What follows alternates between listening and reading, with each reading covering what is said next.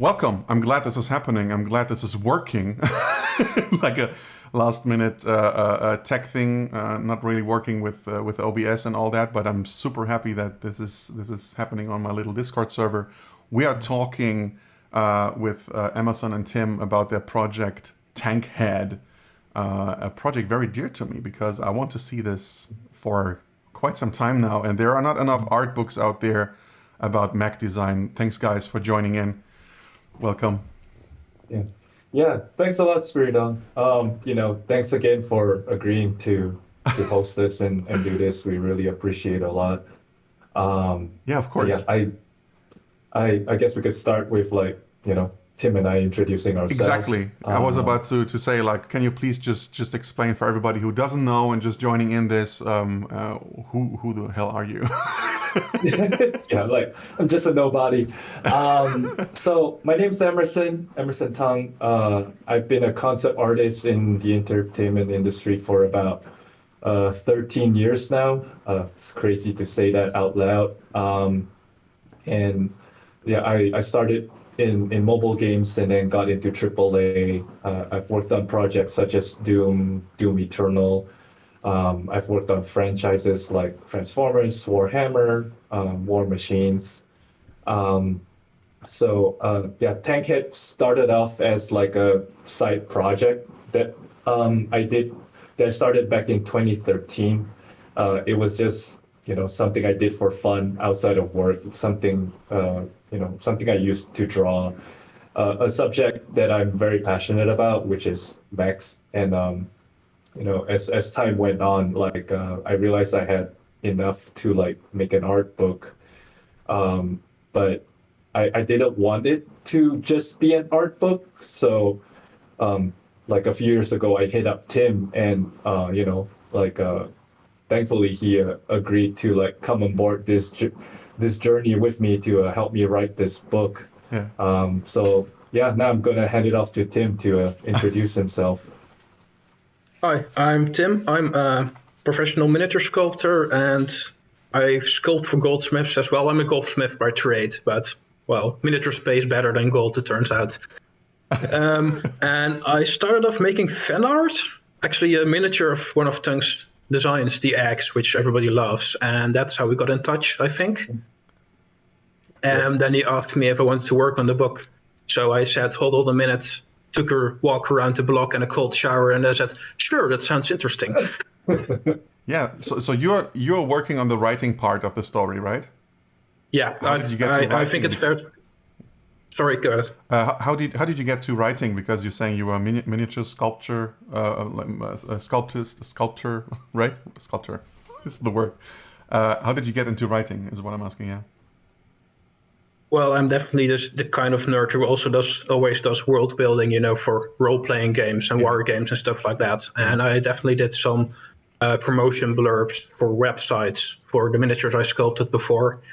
And I think I just did a test piece for Emerson, just describing the Hikigami, the crab tank, Oh yeah. to Yeah, see if he liked my writing style. And he did, apparently. So we just stuck with that style for most of the book. Yeah. yeah. I did take a chance with Tim. I like professionally, he's not worked as a writer before. So like I did hit up a few people who expressed interest in like writing for Tankhead. So I just told them, hey, pick pick a design and just write about it, and Yeah. I'll check it out, and if I like it, like you'll come on board. Like Tim wasn't one that applied, but we have like started talking before that because yeah, like he mentioned he made miniatures of the tank eggs, and I thought those were like just so cool, and Tim just seemed really interested in this world that I was building. So I just kind of reached out to him. I'm like, hey, do you want to write this book? And that's how we got in contact, and like it's definitely paid off because like I feel Tankhead would not be complete without Tim's writing. In Oh, hindsight, oh, that's so Tim sweet. has added, yeah, Tim has added a lot to the project. like we just had a lot of fun working together.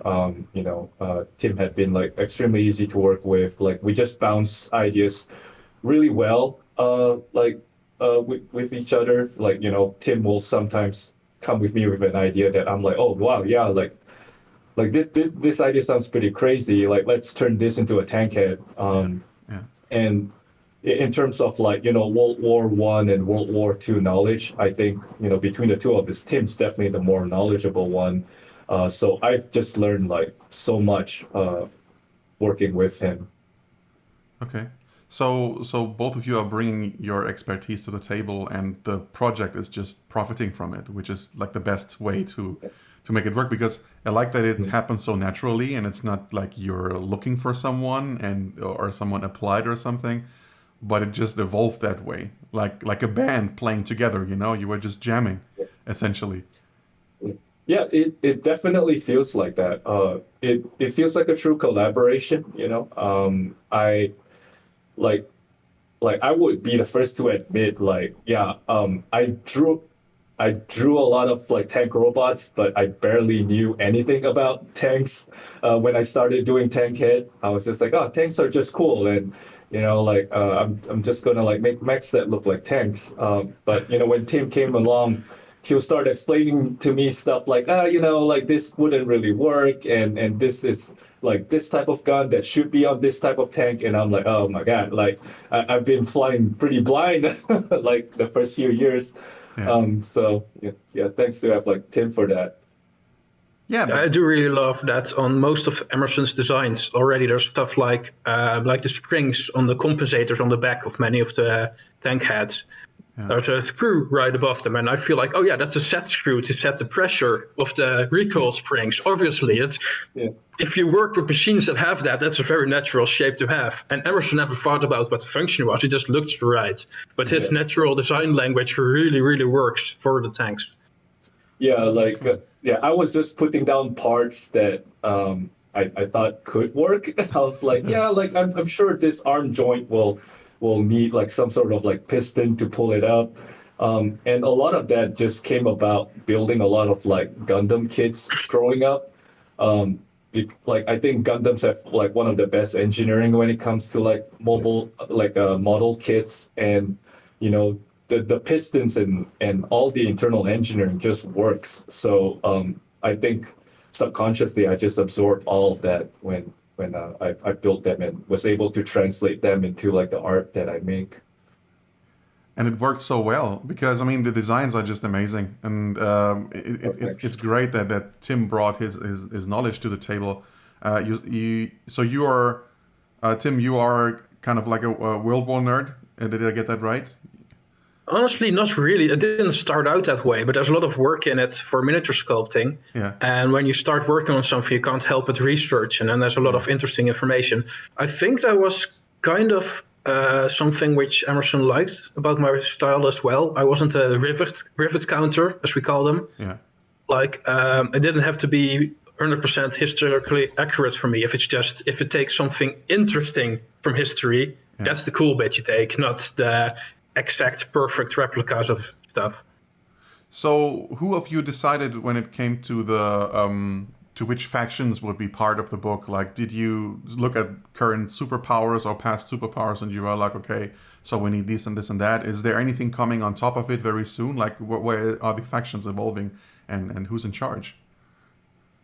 Oh man, this was definitely a pure collaboration between the two of us.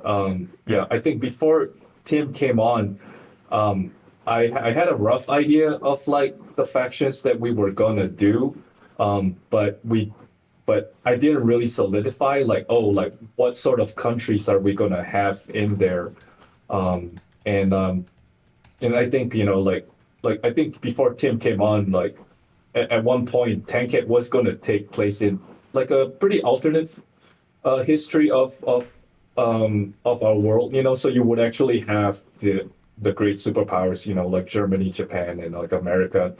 But I think as the project evolved, we felt like it wasn't fitting our world as much, and we needed to come up with like a fictional we had to come up with fictional factions that fit the world.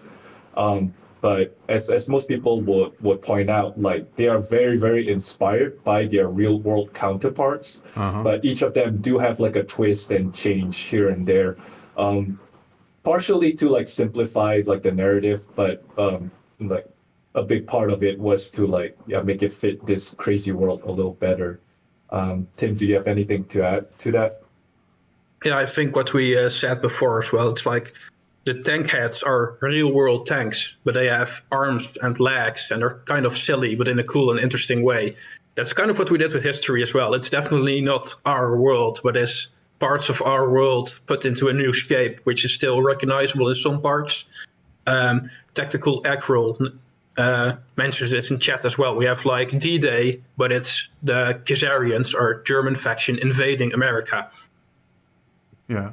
Let me phrase the question. Did you play a lot with alternative history in your universe? And what if, since tankheads or shipheads exist in this version of World War I and II, I noticed that with the Allied defenses of the D-Day in one of your few concepts, a question by Tactical Aggro. Is there a place we could look at? Yeah, top right, there's a text box window. You can click to open the chat. You can see the chat in the window, yeah. Show chat. Oh, okay, there we go. Right. Yeah. Read the question. To give my answer, yeah. So like I said, we almost everything in the world of Tankhead is inspired by real world history, but almost always twisted or flipped. Because we have three factions. So a lot of stuff we look at, okay, we used to be the Allies versus Germany. Can we make like the Khazarians attacking Yamato, the Dominion, instead? So you get scenarios which feel familiar but also different. Okay. We have a question. Did you also take a look at biological creatures for mechanical detailing and general design other than those clearly inspired? Yeah, like like you mentioned, there are some that are very clearly inspired by animals, right? We have the chicken tanks, we have like the crab tanks, and the spider crabs, tanks. right? Yeah, I saw that. Yeah. So like those, like those came from like my love for Zoids when I was growing up. But like to kind of get into the nitty gritty of like mech designs, like I think all good mech designs kind of emulate biology, like to a certain degree, right? Because locomotion is all driven by like you need something to drive locomotion, right? And in the human body, it's the muscles. Yeah. Right. Like the muscles like drive the locomotion, and the skeleton inside kind of keeps your structure intact, right? And you kind of see that with mechs too. Like mechs need like either like a piston to drive it, or like some like other sort of like mechanical pulley that like pulls the limbs around. So a lot of that is inspired by nature and biology. Actually, like when I started taking anatomy classes like a few years ago, because I got rusty and wanted to brush up on it. Like I started treating like taking that anatomy and human anatomy drawing class like just like, oh, this is just like drawing like flash mechs. Oh, like the muscle's just a piston. Like, oh yeah, like that's how it works in my head. Like as opposed to the other way, people would learn like the muscles first, and then they translate it to like making their mechs. But to me, to learn the human anatomy, I had to like think of the human anatomy as like a giant mech, because I'm just weird like that. Does that answer the question? I don't think that's very weird. I mean, everything is translated that way in shapes, right? Like we take whatever we know, and then we just see what we can do with it from. I mean, you said it before. Fun, right? Like if it's something that you enjoy, and then it certainly reflects in your work. And dude, some of these are just fucking brilliant. Like Tim and I, we like the world is pretty serious, but it's also not. Like there's just some parts that are just ridiculously wacky. You're like, why would the Alliance make tanks that they're shaped like chickens. Right? No We're one would talking ever. about war, right? Like, Yeah. No one would ever do that, but like, because we were inspired too by games like Advance Wars, and yeah, despite the topic, Advance Wars is really colorful and bright and like really stylized and cartoony. yeah. Like games like Metal Slug too. Hmm. All their designs have like so much character to them, and I think that's what we were trying to do here with Tankhead too, was to imbue like character and fun into like these designs. Whereas like I think a lot of other property they do take it way more seriously, right? Hmm. Like they're very serious about like their tanks, and it can't look dumb, like it can't look stupid. It's got to be like just hardcore and cool. Yeah. Yeah. Yeah, I think we said that during a lot of development as well, that if you make things realistic based on actual history, it's going to be too dumb to write down. And people won't take it too seriously because actual history is fucking stupid. Yeah. Yeah. The way tanks used to be used and how people reacted to them and the designs they came up with are so idiotic when you look back at them, and Yeah. the kind of military actions that actually worked in history are also half the time if you're like that would never happen. Well, it did happen. We toned it down for Tankhead, so you will believe that's part of our history. Yeah. Yeah. Like it's just one of those instances where reality is just stranger than fiction. You're just reading these accounts of events that took place in like actual like World War One and Two, and you're like, there's no way. Like no one would believe this. Like this would actually happen if we put it in like Tankhead. People would just be like, there's no way. Like Yeah. so and so would do that, but it actually happened in real history. Have you thought of adding that kind of reference in the book and be like, no shit? Yeah, like Tim has a lot of like references like that in the book, and so I think for people who know, it's kind of like a wink, wink, nudge, nudge kind of deal, where Okay. if you're like like see what you guys did there kind of deal. But like for a general reader, I think it's just fun stories.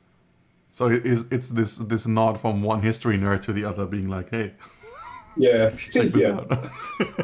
We have a question from Dumb Robot Stuff. What would you say are some of your biggest inspirations outside of history for both the art and world building? Okay. Like there's a lot, like a pretty long list, and let's see if I could remember them. As I mentioned before, Advance Wars and Metal Slug, they were like big ones. And let's see, properties like Gundam, like Yeah. Gundam has been dealing with like war and giant robots since like what, the 70s. Yeah.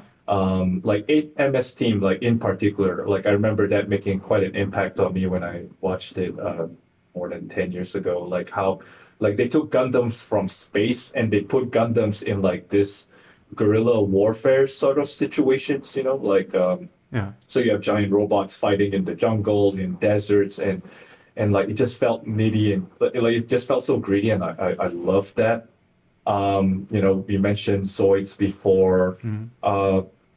Like world building wise, there's also like this short by the creator of Akira, like Katsuhiro Otomo. He made this short called Cannon Fodder. It was part of Memories. It was like three short anime, and they're like gorgeous and beautiful.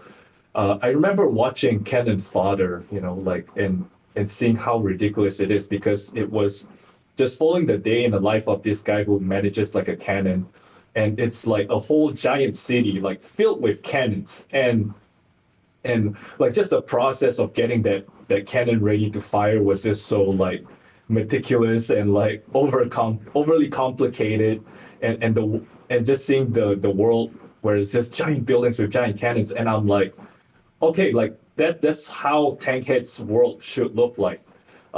Before that, like, it was just this kind of ambiguous blob in our heads, like what the world looked like. We're like, oh, maybe it looks just kind of like the real world, but they have giant robots in them, right? Yeah. But after seeing Cannon Fodder, we're like, no, like the world has to be just as ridiculous as the Tankheads themselves. The world has to have like giant cannons everywhere, like Yeah. just giant castles with giant cannons. You have like this Sengoku inspired like architecture, like, you know, from the Yamaishi faction, the one inspired by Japan, like this Sengoku era, like castles, but they also have like giant cannons plastered on them. So yeah, like after watching Cannon Fodder, we just went nuts with our world, right? And someone mentioned, you know, the coastal wall and how it relates to Shiphead. The coastal wall came about when we were thinking, okay, like you're not only fighting battleships, you're fighting battleships that could walk. So what would you actually create to like, you know, kind of like counter that, right? Yeah. You build giant walls with cannons, like that Obviously. that like kind of secures your border. Yeah. So there's a question in the chat, but there's one that I wanted to ask before that because mine is kind of leading into that. As someone who's making art books, obviously my question will always be like, why this medium? Why did you go the book direction and not, I don't know, like focus on, I don't know, like a comic or why not an animation directly to maybe pitch it and make it into something else? Why a book? Yeah. Yeah, well, this is a really good question. I'll take it like one at a time. First off, you know, I've been a big fan of art books. I own several of your art book, right? Spiridon. All right. I have Tengen. I have Obscura, and you know, like I think a lot of these art books too, they do come from my peers, which I do want to support, you know, like I think it's always good when like the industry supports like us in the industry, like we support each other.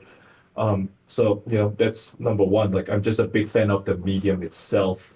And number two, like why not a comic? Because comics are really hard to do, like extremely, like I cannot like you know overestimate like how hard it is because I see it every day. Like my wife's making a comic, right? And she's like she works really hard. You know, she paints every frame. Her comic is called The Inheritors. I'll probably write it down in the chat later. Yeah, please. And you could read it on Tapas, and it's a gorgeous comic. She works really hard on it, and I think the other day she was taking into account like how much more she has to work to completely finish it, and she's like, "Oh, I've got about 9 years more if I work every day on it." And the thing is, she's not even a full-time comic artist. She's like a full-time tattooer. She's doing this on the side, so she has to work another 9 more years just to finish this. And I'm like, I don't like I don't envy you, and I don't think I'll ever make a comic because of that. And you know, in terms of like animation, I am trying to get that going as well. But I think it's a lot easier to pitch to an like animation studio or like an investor when you do have like something that's I guess something physical to show them, right? Like something that's already made. You're like, oh, like let's make like this animation or movie or whatever based on this book. Like that's how a lot of like movies actually get made is, you know, like a book becomes successful and like they say, oh, maybe we could do something based on it. And even then, sometimes they don't even base their movies on like successful books, right? And I think the books become successful after the movie is made, you know, like you have like something True. Like Arrival, I didn't even know was based on a short story until after I've watched the movie, and that's when like went to check it out. Yeah. So yeah, that's why we decided to go this route. Like it's not, you know, it's not a comic, but it's an art book with like a narrative like tied to it. If that makes sense. Yeah, Tim, you want to add something? Yeah, I think Emerson definitely was settled on Artbook when I came in already. But for me, that was a very safe space to work in as well, because like you said, this is my first big published written work. Give me a picture of a cool Mac and I'll write a few pages of info about it. That I can do. And then after I did that to like 100 Tankheads, it was quite easy to build a world around that, kind of like the way Terry Pratchett like started with silly jokes, and I was like, okay, but I made this silly joke 12 books ago. That's now a fact in this world, and what does that mean for the world? Oh yeah. I kind of approached it that way, and that was easy. Well, it's 3 years of work, but it was fun, and I was sure I could do it well enough to fit Emerson's style. But to write a whole narrative, like a story for a comic or animation, that's something for somebody else, I think. I'll happily collaborate on it, but Yeah, yeah. I think Tim and my strength is that, given my background as like a concept artist, I'm pretty used to world building visually, and Tim's like strength when it comes to writing is world building as well. So like while Tankhead does have this overarching narrative of like the main events that happens throughout the war and like how it ended. We didn't really focus on any one like small group following like a hero character, or like and his journey. Like I do want to make that story like one day, and I will be on the lookout for like anyone whose expertise lies in that like that field. So if you're a novel writer or something, do hit us up. We'll love to like collaborate with you. You know. Yeah, that's the thing. and I do right? think Sorry. I do think like most of the infos we have, the longer ones, definitely have like a short story. It's not a very bland like this is when it's made, this is why it's made like this. It's like, well, they started off like this, but then it turned out to be a stupid idea, so they tried something even more stupid, which didn't work for what it was intended for, but it worked out in a different way, and then they started using that. So there's a narrative arc to many of the info pieces, but never. And some of that reflects parts of the world because it will show you how it shaped the world or the world shaped the machine, but it's never the grand story of the world. Yeah, like what Tim's trying to say is that like most of the entries are not like just super dry. Or like, oh, this mech does this and that's all. But there's always like a cute little story like tied to them. But I mean, another thing that doesn't really lead to a novel or to a comic is also that you don't really have protagonists, right? Like you don't make it about the characters actually. But if you are going in that direction, you would need something like a Shinji, right? Or you need someone actually like carrying the story and giving it like this thread, and so people can follow it. Are there any plans about that, or are you just focusing on the mechs right now? Yeah, right now it's just the world building, and we have like tossed around ideas, Tim and I, about like making short stories here and there that follow like different protagonists within the world itself, right? Like I think one of our ideas that we really liked was like an independent journalist or investigator, and he's trying to find out the origins of tankheads, right? Because tankheads appear pretty suddenly on the battlefield, like from like the Kaiserian faction. Like, before that, people were just using tanks, but out of nowhere, these giant walking metal machines just started storming the battlefield. Like this independent investigator, he's trying to find the origins of that, and but we do like touch like on that topic in the book itself, on like how tankheads like came about and stuff. Like the way Tim and I approach this book, and the way I like to think about it, it's kind of like a sandbox game, right? Where like in a sandbox game, you just drop the player in there and they kind of get to do whatever they want and craft their own narrative.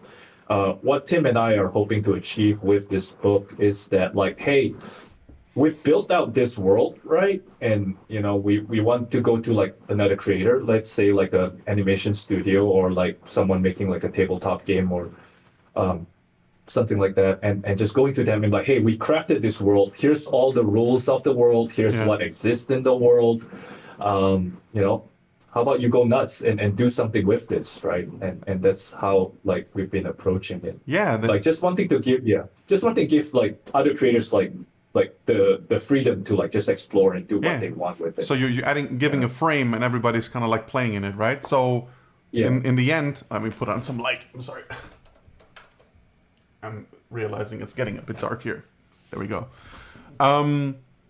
So when you're going in that direction, you almost are building something like a role play system already, right? So in that sense, like one of the questions in the chat is, if you could make a game based on Tankhead, what genre of game would you like it to make? And the first thing I thought was role play game, right? Because you can build the entire thing around it, and it is so naturally expansive. Like Dungeons and Dragons have this system, and everybody's kind of like making their own thing, but it's always based on that system. And you can take it like a bit further and be like, just make it something with tanks, and the rest you can build on your own. And then it becomes this monster that you return to 1 year later, and you're like, what the hell happened? Yeah, yeah, yeah. Tim, like I'll let you go first on this. Yeah. And Well, first I'll say definitely the writing style is kind of. I like to just pick up wargaming rules and role-playing game rule books and just read them like they're a coffee table book. Just open the pages somewhere and read a random bit and see what it says about the world. And that I think you get the same thing like some like television series or anime series you might not like, but you might read the Wikipedia or the fan page about it, just about some aspects because that looks interesting. Yeah. I kind of try to give that feel with the entire book as well. Like each page should be a short, interesting story that gives you some idea of the world. In the same way, like, oh, there's something bigger about this, and I might even ever see the big thing, but the small thing is interesting. So for me, like a war game is a natural progression, definitely. Like I can't design 200 tanks and not think about a war game because that's the industry I work in. I think for Emerson, we're definitely not actively thinking about the Tankhead computer game, but it's something you always have in your head, like because that's the design space you're in. A role-playing game is interesting because it's so focused on the machines, and there's not a lot of role-playing games which do everybody is in one machine well. So that's it's something I've been struggling with. It's definitely an interesting topic. Yeah. I get it. Like yeah, like I think we did talk about like the whole RPG thing at one point. And Tim and I, like, you know, we're in really early stages of like developing like a board game with some folks right now. Like we don't know where that's going yet. We're still like really early. But like I think we're trying to make like this like I guess like I shouldn't say too much about it. Yeah, but like to Tim's point, you know, like there's not really a game out there that makes you feel like that, like, well, I'm sorry, I'm just like getting a brain fart here, but Don't worry. there's not many games out there that works like in an RPG setting of like, you know, you're all cooperating and you're like in one machine, right? Yeah. And like I think we are kind of trying to explore that and see like where that goes. But you know, I think because we did this whole sandbox approach with the book, I think the game could go like any sort of direction, right? And like you could have a game where it's kind of like Armored Core 6, right? Where you control one mech and like you get to customize it, like what sort of armaments that it has, you know, like what turret does it have, what sidearms, and you know, it could be kind of like Valkyria Chronicles where you control the whole crew, like, you know, you control the whole crew, you control the tanks, but like if I'm being honest, like I mentioned Advanced Wars like really early on, when we created like Tankhead and like when we were working on the book, like I actually made like a roster to fill in like every role that existed in Advanced Wars, right? Like there's the anti-air tank, you know, you have like your small tank, medium tank, large tank. And I kind of did that framework, right, with Tankheads. So you would have like light tank heads, you would have medium tank heads, heavy tank heads, you know, ones that are for anti-air, and like you will have bombers, jets, and like so like in a way, Tankhead is almost ready to go to be like kind of like an Advanced Wars type game. Yeah. But you know, we're not really pursuing video games at the moment, so we're just kind of like going the tabletop route. But yeah, I think seeing an Advanced Wars type game like with Tankhead would be pretty insane. Sounds good. Like one thing to add a little more about Advanced Wars, there was a year or two where like I was playing Advanced Wars literally every single day. And I'm pretty sure that played a part in like how Tankhead kind of came to be, like just being obsessed with that game and playing it every day. Like there was me and my 3 other coworkers, and we'll play like 4v4 PvP or 2v2, and we just had so much fun playing it. So yeah, that's how like Tankhead came to be, was playing a lot of Advance Wars. Yeah, I mean, obviously you're digesting everything, right? Like whatever you're watching and everything, then that has to play a role. Yeah. We have another question. We have questions.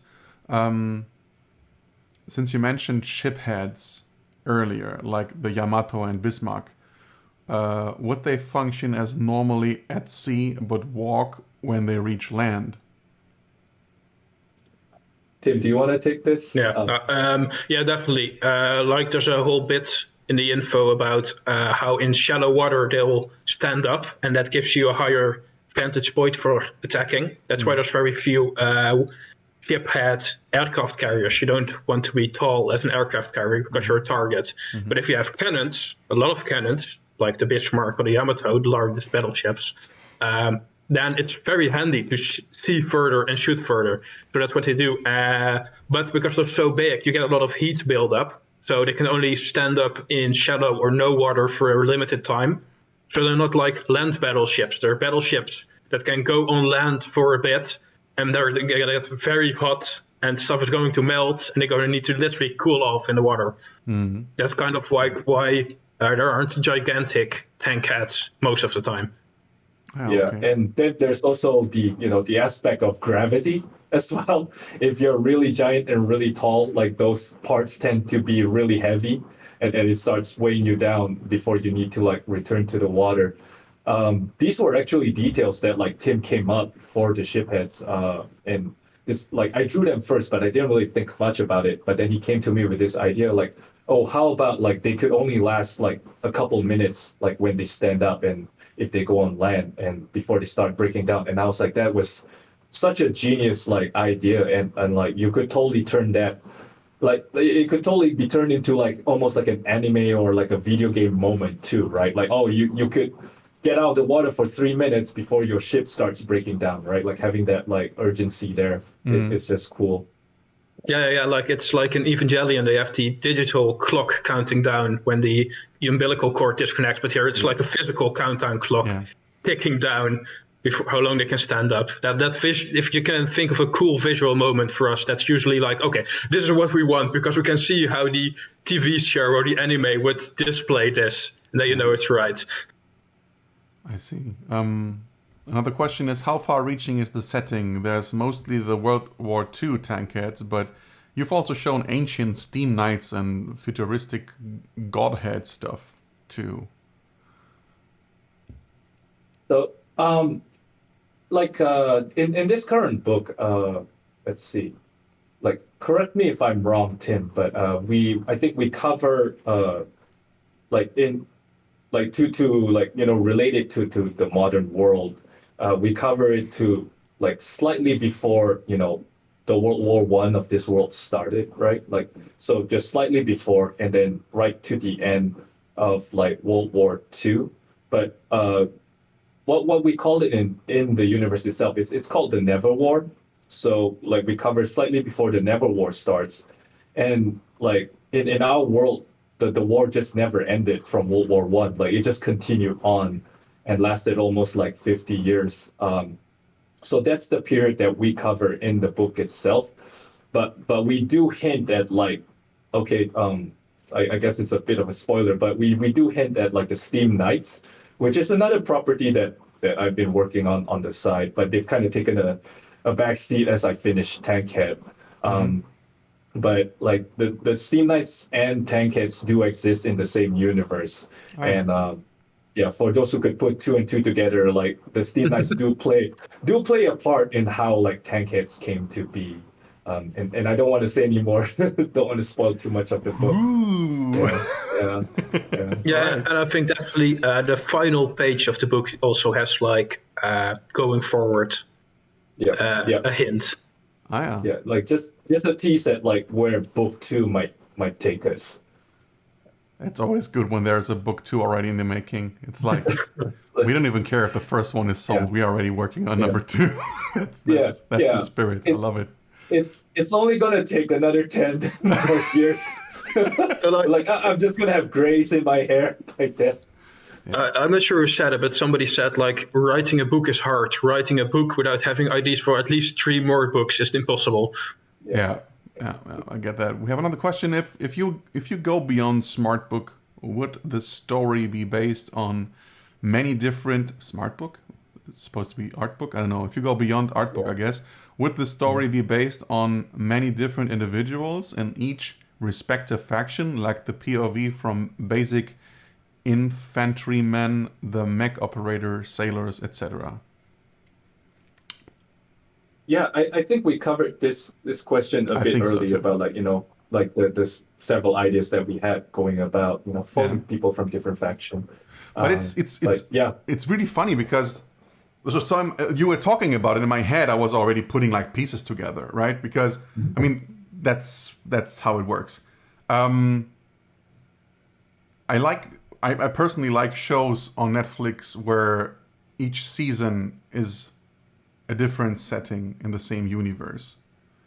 And I feel like when I'm hearing about Tankhead, and I mean I saw some of the stuff of the book inside, right? So when I'm looking at that, that's where it's interesting, where it's not really much about the characters, but where holistically speaking, the entire world is heading to, and then you're just showing like some of the aspects that led to specific moments, right?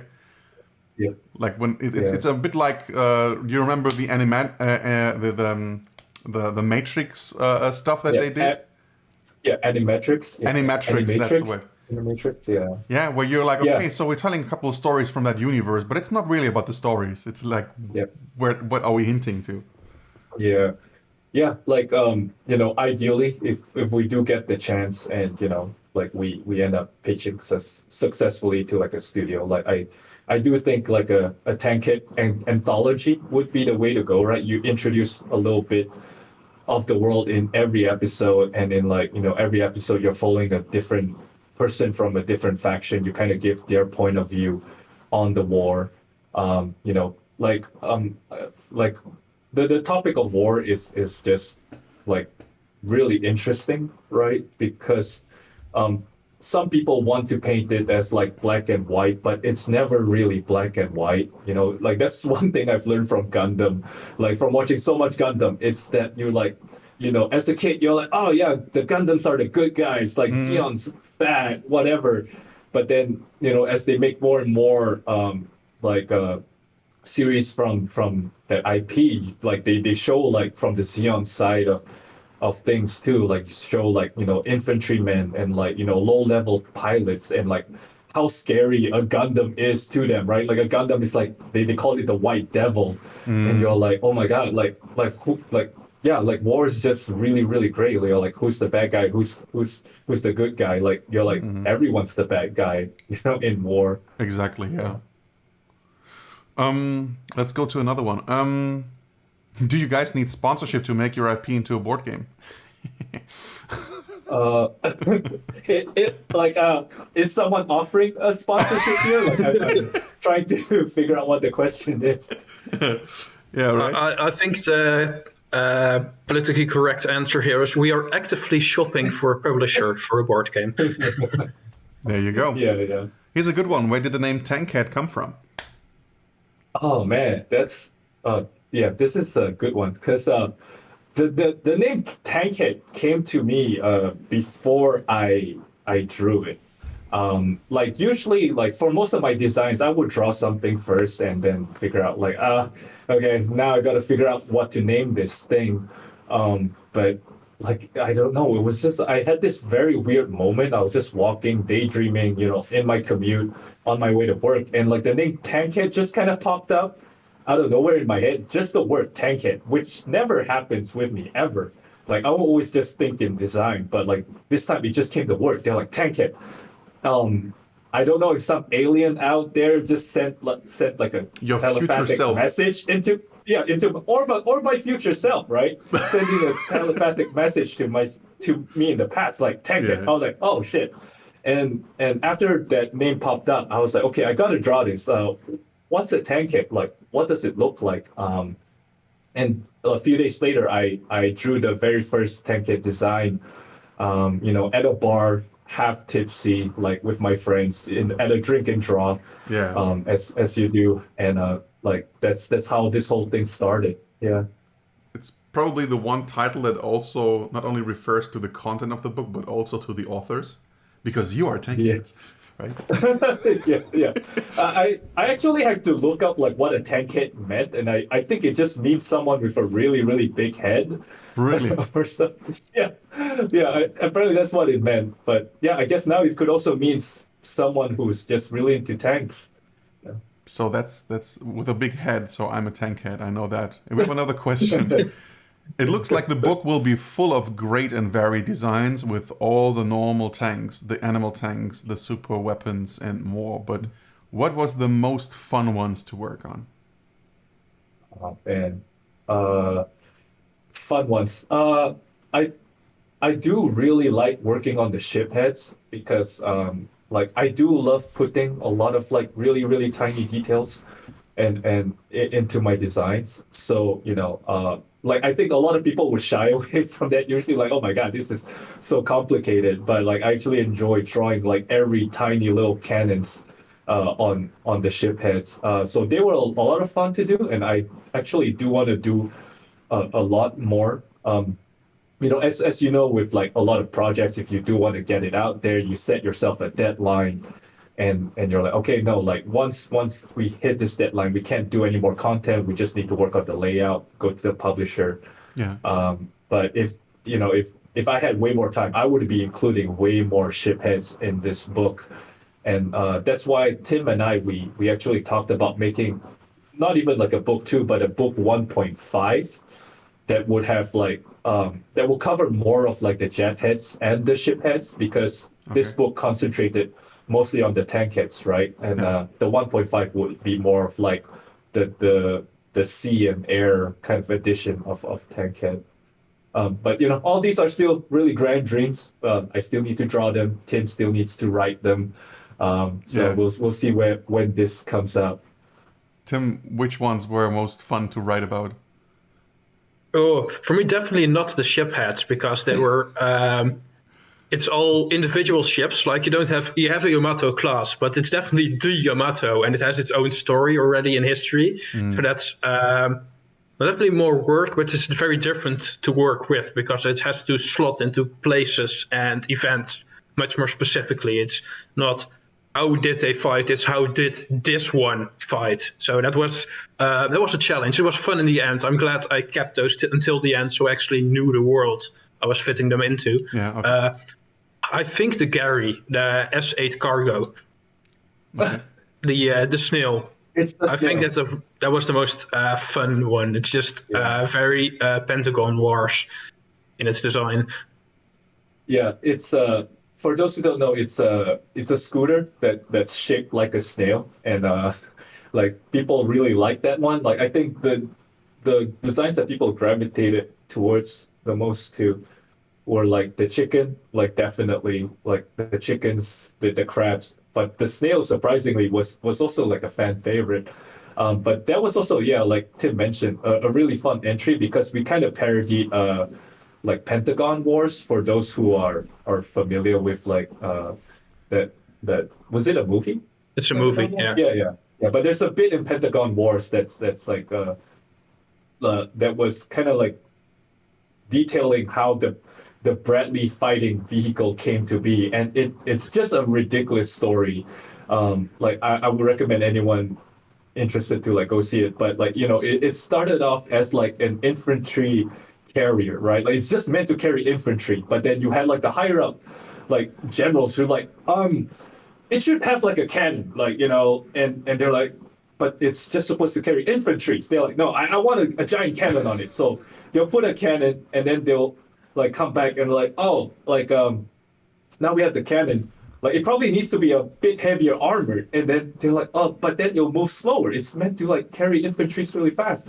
So it just spiraled out of like it just kept spiraling. And at the end you have this like weird like like chimera of like a troop carrier, like one that could fire rockets, one that has like a machine gun on it, and like it kind of reminded us of like how like as creators when we work with bosses who don't really That's know what clients they from hell want. stuff. I was thinking exactly Yeah. that. Yes.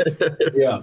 Yeah, it's like that, but in the military, and we were like, no, we have to put this Yeah. story in there somehow, and that's the entry we wrote for the snail. But yeah, like Spiridon, I'm sure you know, like you have like clients who would think who would think they know better about book design than you, who've done it for like decades, right? Dude, And my, they're like, my oh no, former no, boss, yeah, my former boss was like that. And the thing is, like, what you're describing there, and then that is exactly how it is. And then in the end, you're like, but how the hell can I make it work? And then they're like, well, you're the designer. It's like, yeah, yeah, no, yeah, yeah. They'll tell you like, hey, like we need this really really like fast demon, you know, like he yeah. goes really fast, but then he also has to have like like giant muscles. He has to like look really like big, and you're like, yeah, but fast demons they need to be thin and like so they could run like a cheetah or whatever. And they're like, oh, you know, you'll figure it out. Like just to make sure you add this in. I'm like, oh, okay. Like, In German, we have this term which is translated into egg laying wool milk pig, right? It's just like you just do everything. Eierlegende Wollmilchsau, we call it. yeah, That's actually a good name for a tankhead. Anyway, so yeah. we have more questions. They just keep coming. What do we have here? It looks like the book will be full of great and varied designs with all... Oh, we had that one. Yeah, I think we did that. Which one's your favorite Gundam? Oh, a quick one. Let's go for that. Oh yeah, you know, I mentioned like Gundam series. Gundam Yeah, series, sorry. I mentioned previously 8 MS Team was a big one that inspired Tankhead. But non-related ones, I would say Stardust Memory is another one of my favorite. Even though it's not really a series, it's like 6 episodes OVA. I mean, that's 8 MS Team as well. What else? Surprisingly enough, I really like Build Fighters for those who want the Gundam action but don't want to get into the whole politics of war and geopolitics and stuff. Like Build Fighters is just about kids building their own custom Gundams, going to tournaments, fighting with them. Like the story is actually really good. At least the first one, like the first Build Fighters. Really good story, amazing animation, like great Gundam fights. Yeah, like Build Fighters is a good one. Definitely have to shout out G Gundam, one of the best ever as well. You know, they just went so ridiculous with it, and I think some of the ridiculousness of Tankhead does come from watching G Gundam and how crazy that series is. Tim, what about you? Well, definitely Build Fighters first as well, because it has the joy of model building incorporated into it as well, which I really appreciate, of course, from my profession. Like, and the pains of, oh no, I snipped off the wrong bit. And for the really heavy war stuff, War in the Pocket. Because it's first off, it introduced the High Gawk, which is obviously the best Xeon suit. But also, it's by far the most heavy war is bad for all sides story and it lands well, I think, even today. For a random shout out, I really like Wings still. It was for, I think, most Europeans, our first Gundam. I really love how they have the edgy Death Side stealthy melee suit, and its pilot always makes jokes, continual jokes, puns, always puns. And then you have heavy arms, the most heavy Gatling guns everywhere with missiles. Also, the pilot is a clown and he does flips in them. Like, they break character more than they should for how edgy it is. I like that. All right. Another question is, which part do you care the most about when designing Tankhead? Joint structure, balance of design, style, etc.? Oh man, let's see. What do I care about? I think like the first thing that pops into my head is like how do I make this iconic? How do I make this memorable? You know, like again, tank robots. There's a lot of IPs that do that, right? Like there's Scythe. There's there's like a whole bunch of them. So like I think to make Tankhead stand out, they have to be iconic. Like people need to be able to look at a Tankhead design and know it's from Tankhead. So that's usually what I think about first when designing them. Okay. Um, I don't know what's been covered already since I joined it 2 minutes ago, blah, blah, blah. What makes, in your opinion, a good mech design? Is it more about how it feels real, like it could actually move in the real world, or is it more a combination of both the rule of cool and the construction parts working together in harmony? I mean, you're talking to the guy that created chicken tank robots. So, Let's not forget the toilet but bots, right? yeah, yeah, and the toilet bots too. Yeah. Oh my God. Like those got turned into toys. Like, I don't know how. Brilliant. I just But want a toilet like that. yeah. Yeah, like the most important thing about designing Max is like it has to fit in the world that you create for it. I think it has to have a clear function. That's for sure. Whether they fight people or whether they're robots that come and find you when you need to go to the toilet and there's no toilet in sight. Like that's the story of the toilet bots. Um, I always prioritize like function first, like, but I think as just as important is like trying to make it like an iconic and memorable design, right?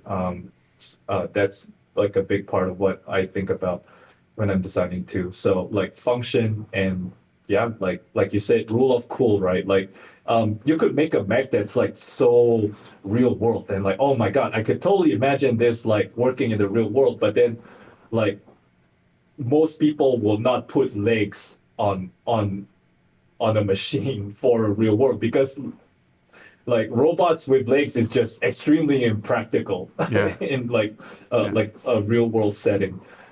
So you definitely have to like balance those two there. Until we saw Boston Dynamics, right? Like, oh yeah. Yes, but all they do is walk. Yeah, But yeah. that they can do, Right that's now, what I mean. right? Yeah. Yeah, it can kind of do backflips too, right? I think Right. it could do backflips and it could like walk upstairs. Yeah. But even then, like I would think like a walking robot going up against like a tank on wheels or like on tracks. Yeah. I feel like the tank might win that fight.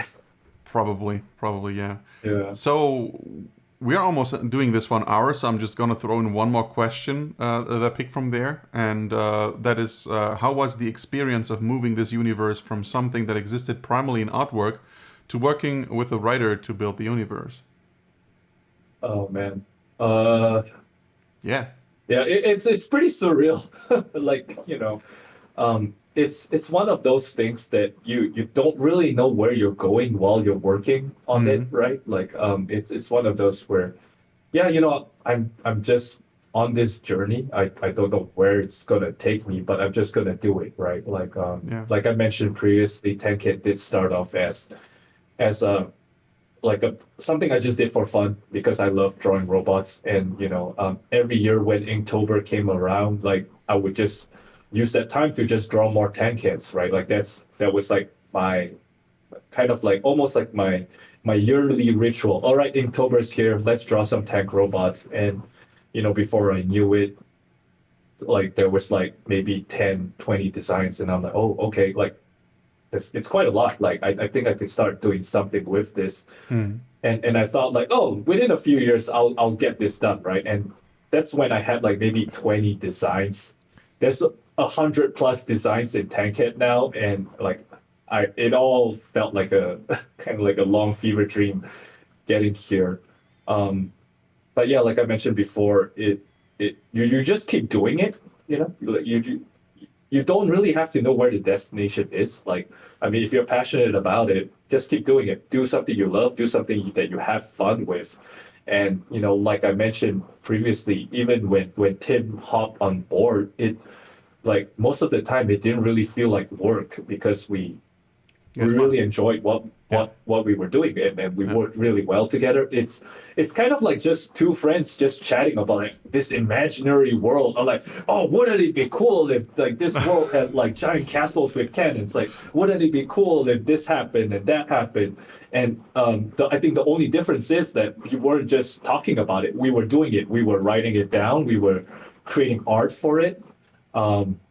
So like, and before we knew it, the book was ready. Like before we knew it, we're like, oh, okay, like here we're 90% there. Like, let's start looking around for a publisher. You know, like we went to several people, and like after like we found a publisher, he starts putting it together. We realized, oh, okay, there's like a few blanks, like a few like stuff that's missing, right? And we start filling in all the blanks to make it a more comprehensive book.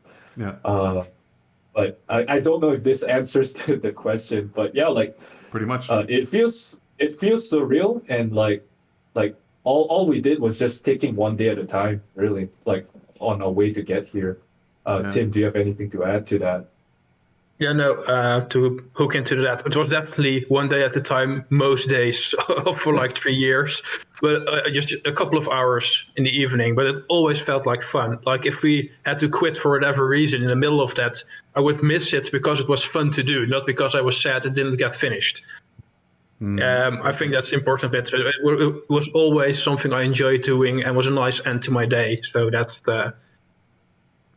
Yeah, that really indicated that it was the right thing to keep on with.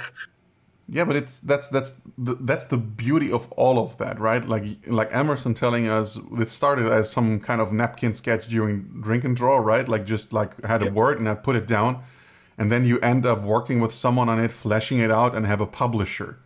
I mean, if you tell the person back then who was doing this sketch, so this will be published eventually, he would say like, "What the fuck? You're crazy!" Like, what?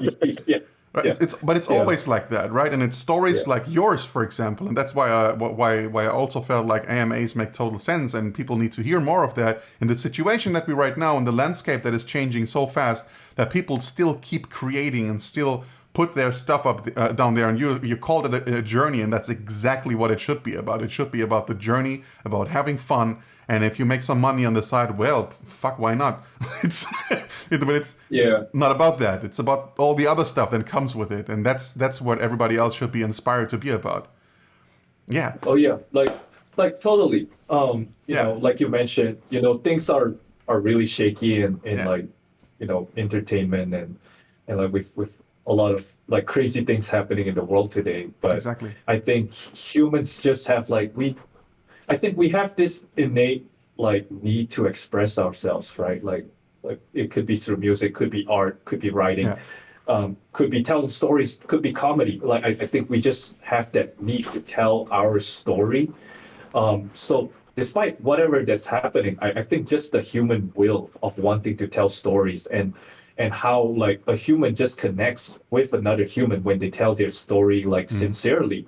I think that's, you know, that's what like keeps us going forward. Like no matter what happens, right? I think even if like AI comes and like they become like what corporations start using for like all of their commercial art, I am optimistic in like human stories will still win out. Like the human sincerity, I think is still something that I think a machine could not replicate.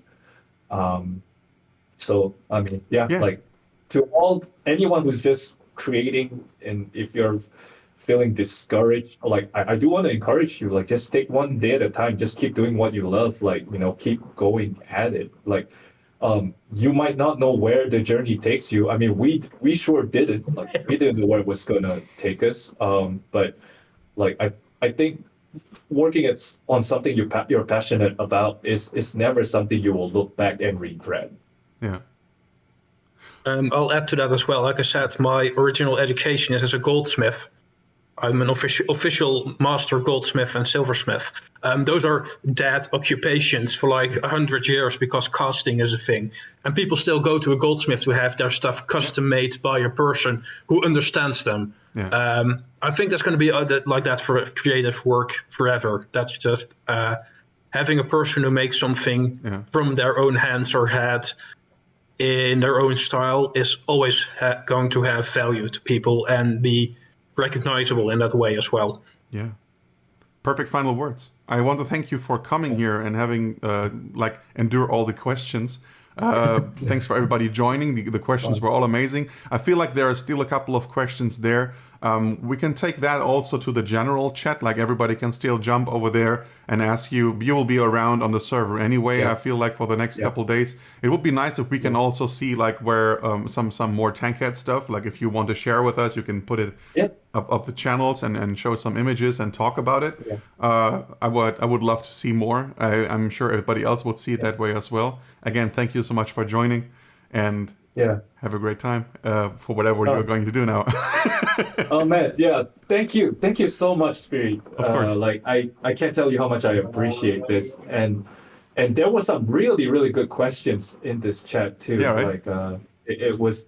I think I speak for both Tim and I. We really had a great time here, and I have some time before I need to go out, like probably an hour-ish. I'll stick around. I'll start posting like some pages from our book. I will also link to our trailer. Is there a specific channel you want us to do that? I'm gonna look and have a. I actually don't know. I'm gonna have a look. I think we can probably put it in one of the existing ones. I will let you know. I will put in the general chat like where everything is going, and then we can direct everything. Thank you so much again for all of this. Awesome. Thank you. Awesome. Thank you, everyone. Thank you. Cheers. Bye. Bye.